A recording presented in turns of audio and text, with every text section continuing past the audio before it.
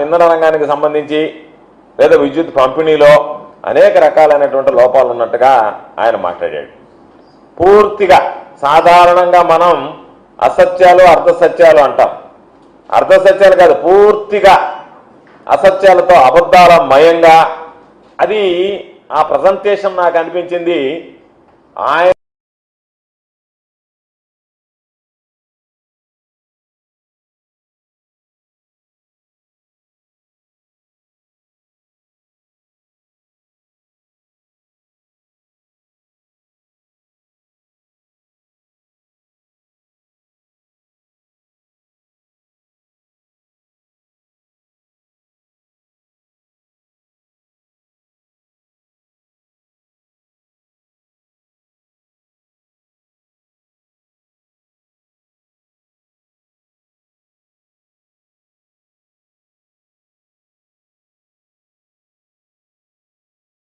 చేస్తారు.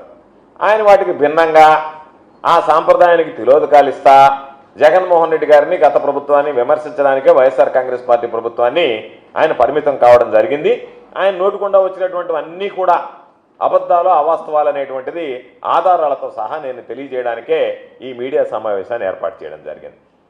ఈరోజు మనం ఒక్కసారి ఆయన మాట్లాడినటువంటి ప్రజెంటేషన్లో చెప్పినటువంటి అబద్ధాలు, వాస్తవాలు ఒక్కసారి మనం బేరీజ్ వేసుకుంటే 2014-15 ఆయన చంద్రబాబు నాయుడు గారు ముఖ్యమంత్రిగా ఉన్నప్పుడు 59,198 మిలియన్ యూనిట్లు సంవత్సరానికి అవసరం ఉండేది.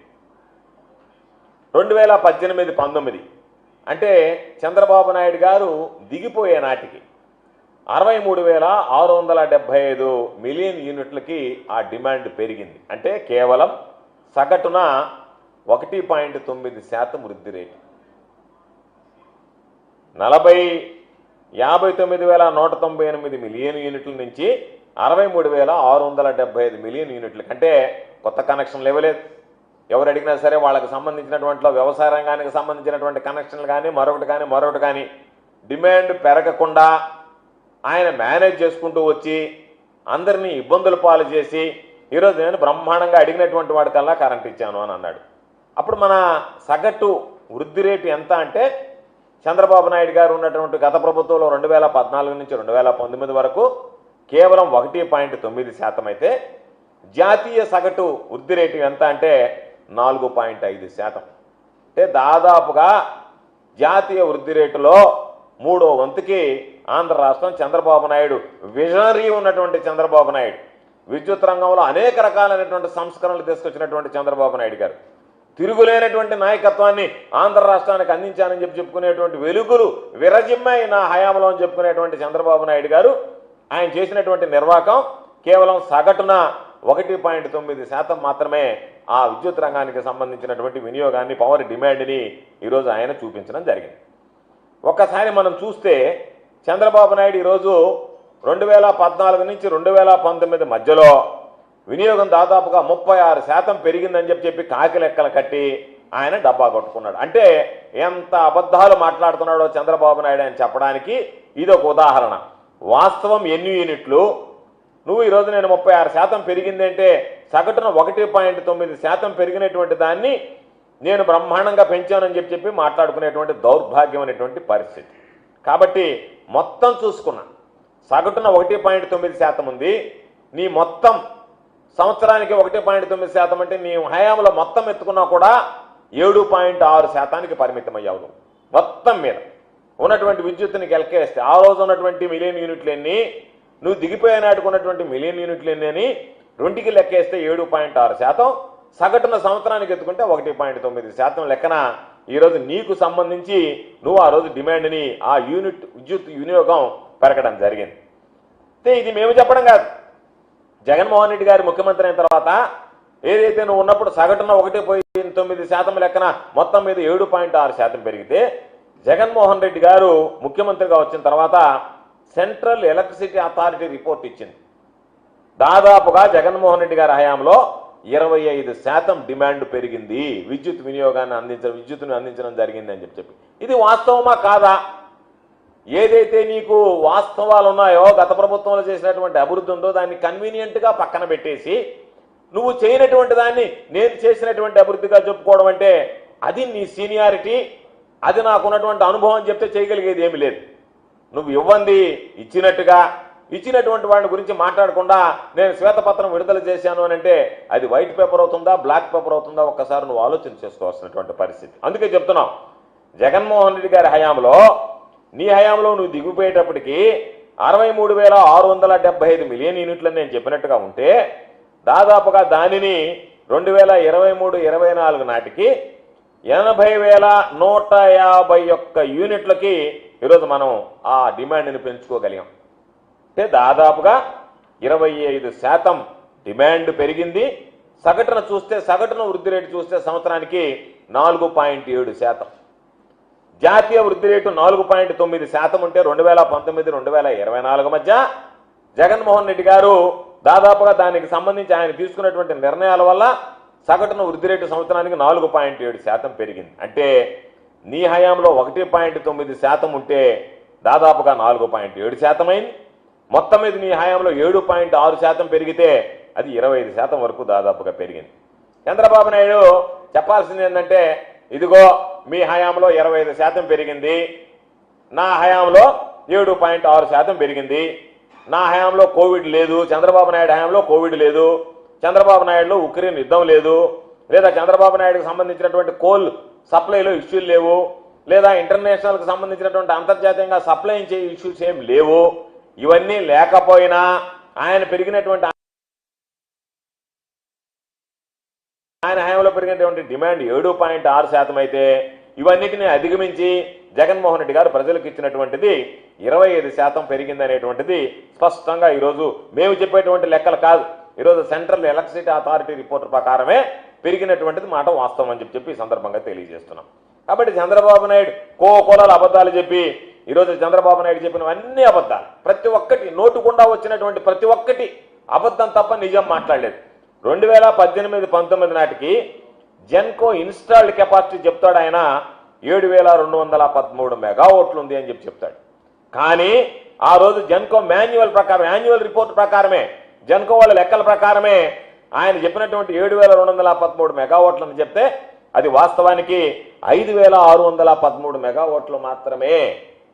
నువ్వు చెప్పినటువంటి విధంగా 7,213 మెగావాట్లు కాదు, 5,600 అని జెన్కో వాళ్ళ రిపోర్ట్లో వాళ్ళు పొందుపరిచినటువంటిదే. ఎందుకు చంద్రబాబును నువ్వు లేనిది ఏంటంటుగా ఏదో నువ్వు చెప్పాలనుకున్నటువంటి దాంతో భ్రమలు సృష్టించి ఈ రికార్డ్ అంతా ఎవరి దగ్గర ఉండదులే, నేను ఆడిందే ఆట పాడిందే పాట, కాబట్టి ఇక్కడ వచ్చినటువంటి మీడియా మొత్తం నేను చెప్పింది రాసుకొని పోతారు తప్ప దీన్ని వాస్తవాలు ప్రజలకు తెలియజేయాల్సినటువంటి అవసరం లేదు, కాబట్టి నేను అబద్ధాలు మాట్లాడేసి వెళ్ళిపోతే, ఆ అబద్ధాలు ప్రజల్లోకి వెళ్ళిపోతే దానికి సంబంధించినటువంటి కొంత అనుకూల మీడియా ప్రచారం చేస్తే సరిపోతుందనేటువంటి దుర్మార్గం అనేటువంటి ఆలోచన తప్ప ఈ వాస్తవాలు కాదు అని చెప్పి నువ్వు ఆధారాలతో సహా నిరూపించే రోజు నీ ప్రభుత్వం ఉంది. కాబట్టి గత ప్రభుత్వంలో పంపిణీ సంస్థలకు సంబంధించి ట్రాన్స్కో కానీ జెన్కో కానీ అప్పుల విషయంలో కూడా మాట్లాడదాం, దాని గురించి కూడా మాట్లాడాడు. జగన్మోహన్ రెడ్డి గారికి పరిపాలన చేతకాలేదు కాబట్టి అప్పుల కుప్ప చేశాడు అన్నాడు. నువ్వు ఎంత సమర్థవంతుడువో, నీ పరిపాలన ఏ విధంగా ఉండిందో, నువ్వు ఎన్ని అప్పులు చేసావో, నీ హయాంలో ఎంత అప్పులు కుప్పలయ్యాయి అనేటువంటి దాని గురించి కూడా మనం మాట్లాడుకోని వస్తే 2014 మార్చి నాటికి బకాయిలు ఎంత ఉన్నాయి?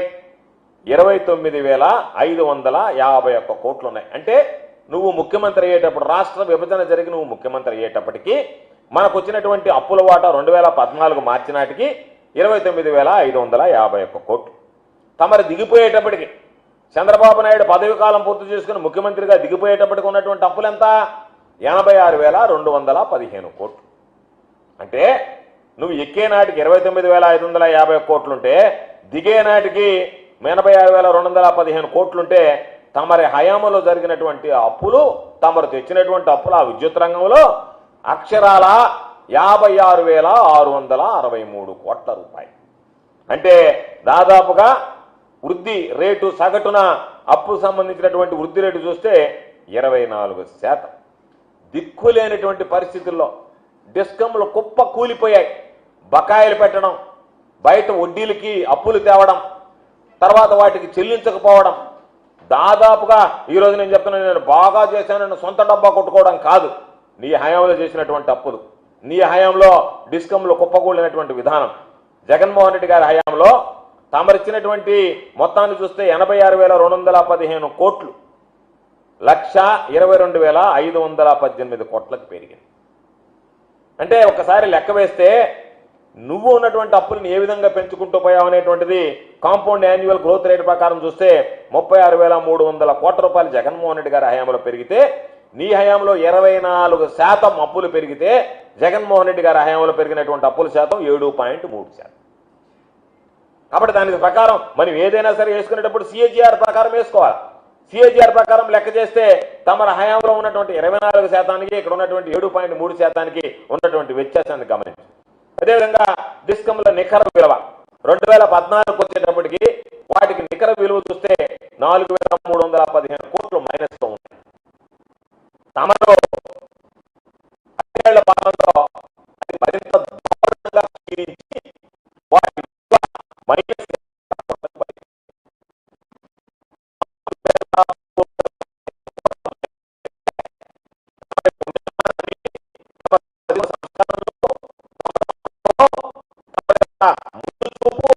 దృష్టి ఈ సమాజానికి వెలుగులు నింపాలన్నటువంటి తమ నిర్ణయాలు -20,000 కోట్లకు చేర్చారు.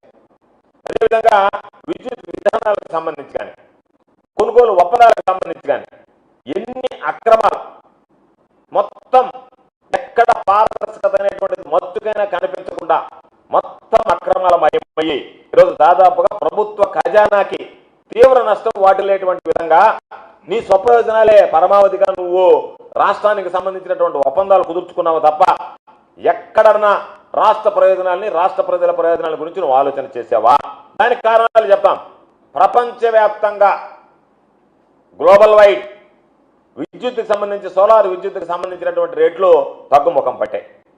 తగ్గుముఖం పడితే నువ్వు ఆ కంపెనీలతో కొమ్మక్కై అక్రమాలకు పాల్పడి యూనిట్ కరెంటు దాదాపుగా 7 రూపాయలు కొనుగోలు చేసే విధంగా నువ్వు ఒప్పందం చేసుకున్నావా లేదా? ప్రపంచవ్యాప్తంగా సోలార్కి సంబంధించినటువంటి విద్యుత్ పడిపోతూ ఉంటే, విద్యుత్ రేట్లు తగ్గుముఖం పడుతూ ఉంటే నువ్వు వాళ్ళ దగ్గర లాలూచిపడి 7 రూపాయలకి యూనిట్ కరెంటు కొనుగోలు చేసేయడానికి ఒప్పందం కుదుర్చుకున్నటువంటి వాస్తవమా కాదా? ఇది అంధకారానికి దారి తీసేటువంటి నిర్ణయమా, వెలుగులు నింపేటువంటి నిర్ణయం అనేటువంటిది చంద్రబాబు నాయుడు గారు చెప్పాల్సినటువంటి అవసరం. అందుకే చెప్పాం, 2014 నుంచి 2019 మధ్య 8,000 మెగావాట్లకు సంబంధించి దాదాపుగా ఏటా 3,000 కోట్ల చొప్పున అధికంగా 25 సంవత్సరాలకి, అంటే తమరు తీసుకున్నటువంటి నిర్ణయం 75,000 కోట్ల పైగా భారాన్ని పెట్టినటువంటి నువ్వు నీ దురదృష్టి అది అని చెప్పుకోవాల్సినటువంటి పరిస్థితి. పీపీఎల్ సంగతి ఏం చేశావు? పీపీఎల్ విషయంలో కిలోవాట్ విద్యుత్తుకి ₹5.25 నుంచి ₹5.90 వరకు చెల్లించేటువంటి విధంగా నువ్వు ఆ రోజు ఒప్పందాలు కుదుర్చుకున్నటువంటి మాట వాస్తవమా కాదా? దానికోసం ఏం చేశావు? అవి నీకు లాభాన్ని ఆర్జించి పెడతాయి కాబట్టి ఒక పథకం ప్రకారం థర్మల్ విద్యుత్తుని తగ్గించడానికి ఆ థర్మల్ విద్యుత్ కంపెనీలు కానీ, థర్మల్ విద్యుత్ ఉత్పత్తి కానీ ఉద్దేశపూర్వకంగా తగ్గించినటువంటి పరిస్థితి. కాబట్టి ఈరోజు ఒక్కసారి చూస్తే గుజరాత్ లాంటి రాష్ట్రంలో 2017లోనే పవన్ విద్యుత్తుకి సంబంధించి ₹2.43కి ఈరోజు వాళ్ళు ఒప్పందాలు కుదుర్చుకుంటే నువ్వు ఇంత పెద్ద ఎత్తున ఈ స్థాయిలో ఒప్పందం కుదుర్చుకోవాల్సినటువంటి అవసరాలు ఏమి వచ్చాయి అంటే దాని వెనక ఉన్నటువంటి అంతరార్యం తమరికి తెలిసినటువంటిదే. స్వార్థ ప్రయోజనమా, రైతుల ప్రయోజనమా, రాష్ట్ర విద్యుత్ వినియోగదారుల ప్రయోజనం అనేటువంటిది నీకు తెలుసు, నీ అంతరాత్మకు తెలుసు. కాబట్టి ఈరోజు మరలా పాపం దొంగ దొంగ అన్నట్టుగా తనకేమీ తెలియనట్టుగా ఆయన మాట్లాడుతున్నాడు. ఈరోజు నువ్వు అన్నావు ఉచిత విద్యుత్తుని గురించి మాట్లాడుతున్నావు. ఏం మాట్లాడావు నువ్వు 2004 ముందు? ఉచిత విద్యుత్ అంటే అది కరెంటు తీగల మీద బట్టలు ఆరేసుకోవాల్సిందే తప్ప ఎక్కడా కూడా ఆచరణ సాధ్యం కాదు అని చెప్పి మాట్లాడినటువంటి వాడి. అటువంటి వాడివి ఎవరన్నా పాప విద్యుత్ ఛార్జీలు పెరిగితే వాళ్ళని తుపాకీతో కాల్చి చంపినటువంటి వాడు బషీర్బాగ్లో. అటువంటి వాడి పాపం రైతుల మీద, ఉచిత విద్యుత్ మీద ఎక్కడ లేనటువంటి ప్రేమ వలకపోస్తా అసలు ఉచిత విద్యుత్ తానే తెచ్చినట్టు పాపం రాజశేఖర రెడ్డి గారిని జనాలు మర్చిపోతున్నారు. నిజంగా రాజశేఖర రెడ్డి గారు తెచ్చారా, చంద్రబాబు నాయుడు గారు తీసుకొచ్చారా ఉచిత విద్యుత్ పథకాన్ని అని చెప్పి అయోమయాన్ని గురయ్యేటట్టుగా పాపం నువ్వు మాట్లాడుతున్నావు ఈరోజు. అంటే ఉచిత విద్యుత్తు, రైతులు, రైతాంగాన్ని గురించి ఎక్కడ లేనటువంటి ప్రేమంతా ఈరోజు వలకబోసి మాట్లాడావు. నువ్వు లాస్ట్కి ఉచిత విద్యుత్తు ఇవ్వలేము అని చెప్పి దాని గురించి మాట్లాడితే డిస్కంలకు సంబంధించినటువంటి బకాయిలు పెట్టి వెళ్ళిపోతే దాదాపుగా మూసివేసేటువంటి గిరికి డిస్కంలు అయితే కొన్ని యూనిట్లు షట్ డౌన్ అయిపోయాయి. ఈరోజు మనం చూస్తే కొన్ని యూనిట్లు అసలు నడవకుండా పోయాయి, మూతపడిపోయాయి.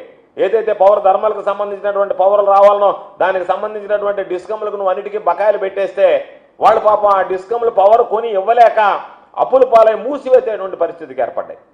కాబట్టి మీరు ఎప్పుడు కూడా ఈ ప్రభుత్వం రైతులకు సంబంధించి ఇచ్చినటువంటి బకాయిలు ఇవ్వకుండా వాళ్ళని ఇబ్బందులకు గురి చేస్తే జగన్మోహన్ రెడ్డి గారు ఈరోజు మనం బకాయిలు పెడితే సబ్సిడీకి సంబంధించినటువంటి బకాయిలు పెడితే డిస్కంలు ఇబ్బంది పడతాయి, దానివల్ల వాళ్ళు సమర్థవంతంగా విద్యుత్ కొనుగోలు చేసి లేదా విద్యుత్తును ఉత్పత్తి చేసి రైతాంగానికి ఇవ్వలేరు అని చెప్పి ఆ బకాయిలు మొత్తం చెల్లించడం జరిగింది. రైతులకు సంబంధించి ఈరోజు ఉచిత కరెంటు భవిష్యత్తులో నిరాటంకంగా ఎవ్వరికి కూడా ఇబ్బంది లేకుండా శాశ్వత ప్రాతిపదికన అందించాలనేటువంటి లక్ష్యంతో ఈరోజు సెకీతో ఒప్పందం కుదుర్చుకొని ₹2.49 ఈరోజు ఆయన ఇవ్వడానికి జగన్మోహన్ రెడ్డి గారు ఇవ్వడానికి సిద్ధపడ్డాడు. ఈరోజు చంద్రబాబు నాయుడు మాట్లాడుతూ కేంద్ర ప్రభుత్వం సెకీతో ఒప్పందం కుదుర్చుకున్నారు, ఒప్పందం కుదుర్చుకుంటే దానికి సంబంధించినటువంటి ఎందుకంటే ఇతర రాష్ట్రాల నుంచి మన రాష్ట్రానికి రావాలి అంటే మనం సెంట్రల్ గ్రిడ్ని వాడుకోవాలి, దానికి ఇంటర్ స్టేట్ ట్రాన్స్మిషన్ ఛార్జెస్ అనేటువంటివి కట్టాలి, దాన్ని కట్టాల్సినటువంటి అవసరం లేదు అని చెప్పి ఈరోజు 2021 15 జనవరిన government of India ministry of power ఒక సర్క్యులర్ ఇవ్వడం జరిగింది. ఈరోజు దానికి సంబంధించి 62,000 కోట్ల రూపాయల భారం పడుతుంది అని చెప్పి మాట్లాడాడు చంద్రబాబు నాయుడు మాటల్లో.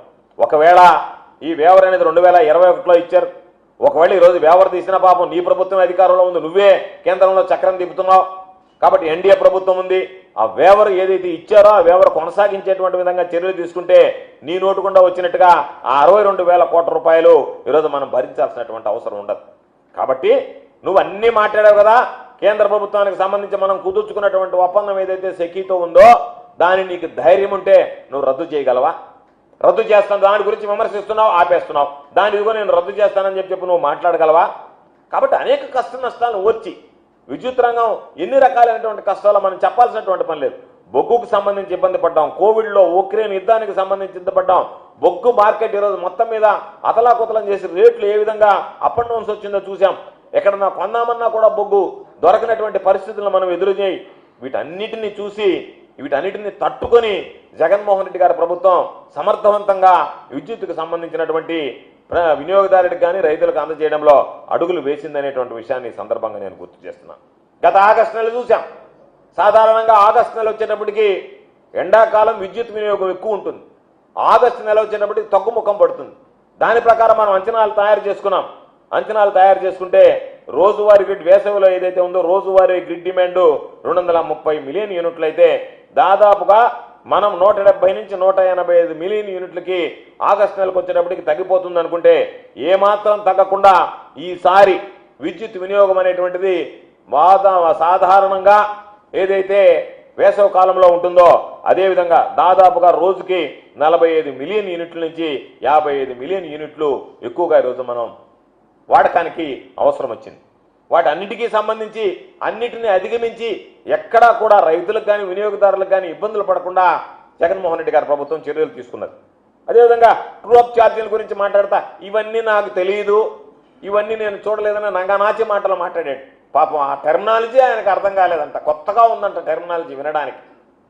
ట్రూ అప్ ఛార్జీలు అనేటువంటిది తమరే పాపం మర్చిపోయారా లేకపోతే మతిమరుపుతో బాధపడతా ఈ విషయాన్ని కన్వీనెంట్గా పక్కన పెట్టారా?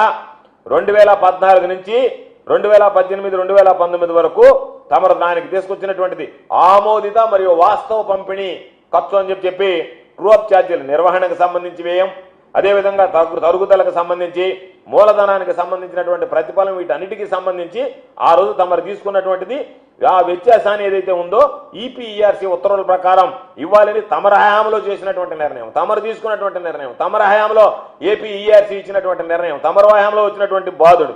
కాబట్టి నువ్వు మన ఎన్నికల్లో చెప్పావు ట్రూ అప్ ఛార్జెస్ అన్నీ కూడా నేను దాదాపుగా ఎత్తివేస్తానని చెప్పావు. మేము అడుగుతున్నాం ఈరోజు ట్రూ అప్ ఛార్జీల గురించి మీడియా అడిగితే దాన్ని నేను తీసివేస్తాననేటువంటి మాట మాట్లాడకుండా దాటవేశావు. అన్ని విషయాలు ఏ విధంగా మాయ చేస్తున్నావో మోసం చేస్తున్నావో అదేవిధంగా ఇది కూడా మోసం చేస్తున్నావు, మాయ చేస్తున్నావు అనేటువంటిది అర్థమవుతుంది. కాబట్టి ట్రూ అప్ ఛార్జెస్ ఏదైతే ఎలక్షన్ టైంలో నేను తీసేస్తానని చెప్పావో దాన్ని తీసేసేటువంటి పరిస్థితి ఉందా? తీసేస్తావా? తీసివేయడానికి సిద్ధంగా ఉన్నావా? దానికి సంబంధించి స్పష్టంగా సమాధానం చెప్తే బాగుంటుంది. కాబట్టి దాదాపుగా మనం ఒక్కసారి చూస్తే ఈరోజు ఈ ప్రభుత్వం మొత్తం 2014 నుంచి 2019 వరకు నువ్వు ఉంటే నీ పదవి కాలంలో 5 ఏళ్లలో ఏపీఎస్పీడీసీఎల్కి సంబంధించి 13,255 కోట్ల రూపాయలు మాత్రమే సబ్సిడీ రూపంలో నువ్వు ఇవ్వగలిగావు. అంతకుమించి ఇవ్వలేకపోయావు.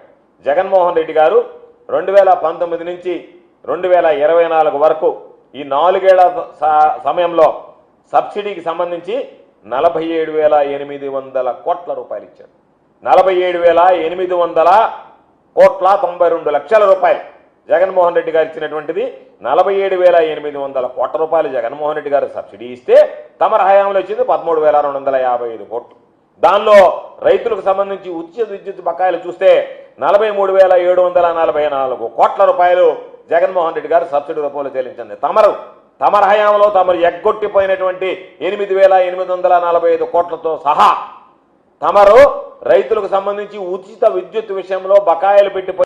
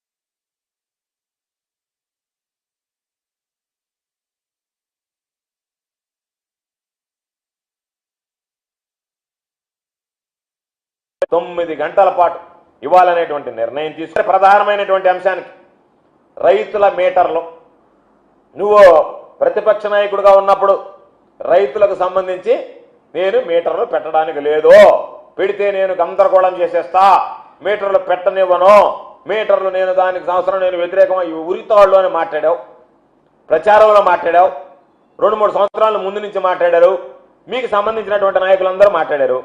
ఈ రోజు నిన్ను మీడియా వాళ్ళు అడిగారు ఏమని, సార్ ఇవన్నీ బాగానే ఉంటాయి, మీరు శ్వేతపత్రం అంతా బాగానే ఉంది, రైతులకు సంబంధించి మీటర్లు బిగించే విషయంలో తమరు గతంలో నేను వాటికి వ్యతిరేకం అన్నారు కదా, ఈరోజు మీ నిర్ణయం ఏంది చెప్పమంటే ఎందుకు నువ్వు నిర్ణయం చెప్పకుండా దాటవేశావు?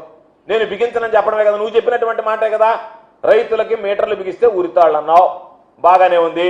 ఈరోజు అయ్యా ఆ రోజు నేను చెప్పా, ఆ నిర్ణయానికి కట్టుబడి నేను రైతులకు సంబంధించినటువంటి ఆ మీటర్లు బిగించను అనేటువంటి మాట మీ నోటి గుండా రాలేదు అంటే మాకు అనుమానాలకు తావిస్తుంది. మీరు దాటవేసినటువంటి పద్ధతి సరిగ్గా లేదు. కాబట్టి మీరు చెప్పినటువంటి విధంగా మేము మరలా మిమ్మల్ని ప్రశ్నిస్తున్నాం, రైతులకు సంబంధించి మీటర్లు నేను బిగించను అనేటువంటి స్టేట్మెంట్ మీ దగ్గర నుంచి మేము ఆశిస్తున్నాం. అది వస్తుందని చెప్పేటువంటి ఆశాభావాన్ని వ్యక్తం చేస్తున్నాం. కాబట్టి తప్పనిసరిగా ఎన్నికలకు ముందు ఏదైతే మీరు చెప్పారో మీటర్లు ఉరితాళన్నారో ఆ మాటకి కట్టుబడి తమరు మాట మీద నిలబడి కనీసం దీని మీద ఈ ఒక్కదాని మీద మిగతా దాని మీద మాట మీద నిలబడతాం అనేటువంటి నమ్మకం మాకే కదా, రాష్ట్ర ప్రజలకు లేదు, రైతులకు లేదు, అది వేరే విషయం. ఈ ఒక్కదాని మీద నిలబడి ఇదిగో నేను చెప్పాను కాబట్టి నేను రైతులకి మీటర్లు బిగించడం లేదు అనేటువంటి ఒక స్టేట్మెంట్ ఇస్తే బాగుంటుంది అనేటువంటిది మా ఆలోచన. దానికి సంబంధించి ఇస్తారని చెప్పి మేము ఆశిస్తున్నాం.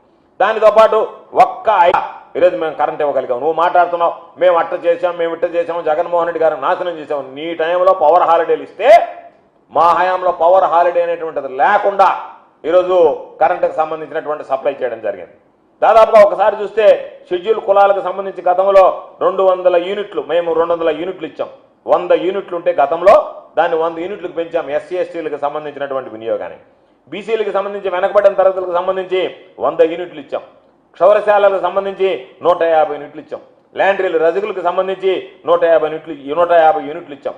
చేనే యూనిట్లు ఇచ్చాం.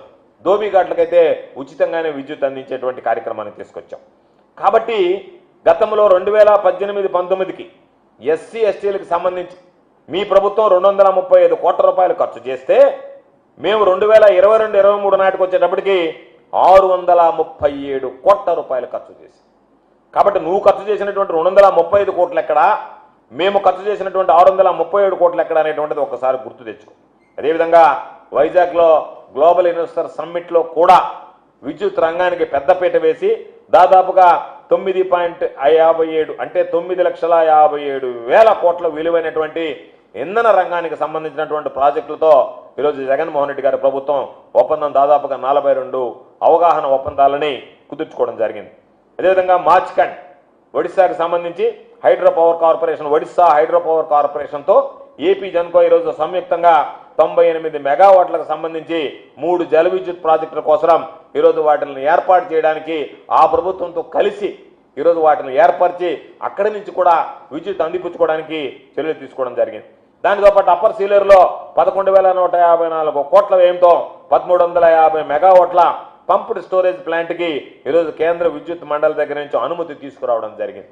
కాబట్టి ఇవన్నీ కూడా మా హయాంలో జరిగాయి.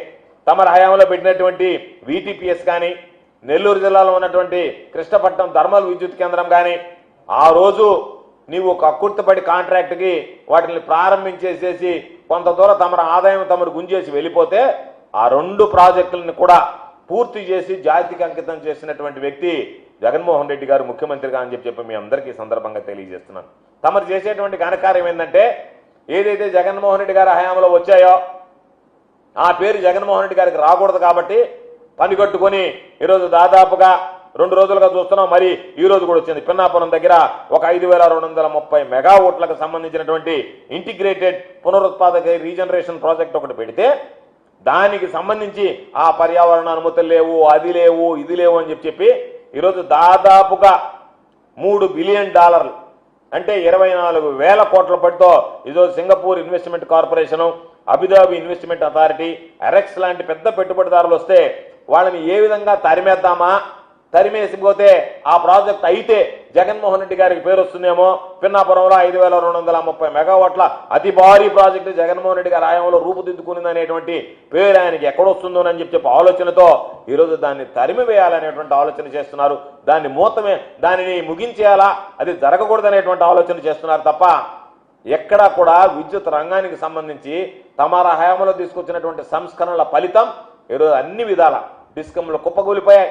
తమ తీసుకున్నటువంటి నిర్ణయాల అంధకారంలో ఎక్కడ చూసినా power cut, industrial power cut, domestic power cut, అన్ని రకాలైనటువంటి పవర్ కట్లతో ఇబ్బంది పడ్డాం. కాబట్టి జగన్మోహన్ రెడ్డి గారు తీసుకున్నటువంటి నిర్ణయాలు తమరలాగా అప్పులు చేయకుండా, తమరలాగా ఉన్నటువంటి ప్రభుత్వ రంగ సంస్థలో ఉన్నటువంటి థర్మల్ విద్యుత్తాన్ని తగ్గించకుండా విద్యుత్ రంగానికి ఈరోజు ఊతమిస్తూ కరెంటు వినియోగాన్ని పెంచుకుంటూ అవసరమైనటువంటి వినియోగదారులకు కరెంటు కనెక్షన్లు ఇస్తూ నీ హయాంలో కరెంటు కనెక్షన్ కావాలంటే ఎప్పుడు అడిగినా కూడా ఫ్రీజింగ్ ఉంది, బ్యాన్ ఉంది, ఇప్పుడు ఇవ్వలేమో అని చెప్పి సంవత్సరాలు కరెంట్ ఇవ్వకుండా కాలయాపన చేస్తే ఆ విధంగా కాకుండా ఎప్పటికప్పుడు కరెంట్ ఛార్జీలు డిమాండ్ పెరిగినా సరే దానిని భరించి ఈరోజు జగన్మోహన్ రెడ్డి గారు విద్యుత్ రంగంలో అనేక రకాల ఆయన తీసుకొచ్చినటువంటి సంస్కరణలు కానీ, ఆయన చూపినటువంటి చొరవ కానీ ఈరోజు అన్ని వర్గాల రైతులకి, అన్ని వర్గాల ప్రజలకి అండగా నిలిచాయి, ఊరటగా నిలిచాయి. కాబట్టి విద్యుత్ రంగానికి సంబంధించి నీవు ఇచ్చినటువంటి శ్వేతపత్రంలో సాధారణంగా అసత్యాలు, అర్ధసత్యాలు ఉంటాయి. అర్ధసత్యాలు కూడా లేకుండా పూర్తిగా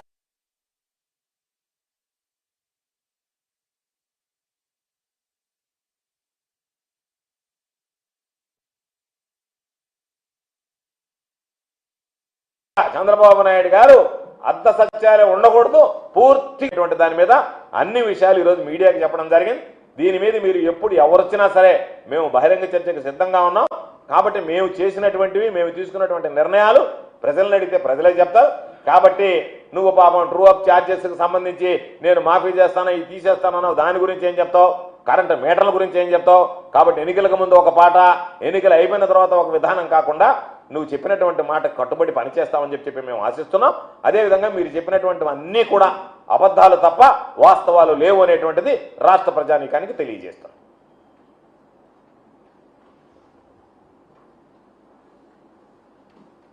చెప్పినటువంటి మాట కట్టు అని చెప్పి మేము ఆశిస్తున్నాం. అదేవిధంగా మీరు చెప్పినటువంటివన్నీ కూడా అబద్ధాలు వాస్తవాలు లేవు అనేటువంటిది రాష్ట్ర ప్రజానీకానికి తెలియజేస్తాం.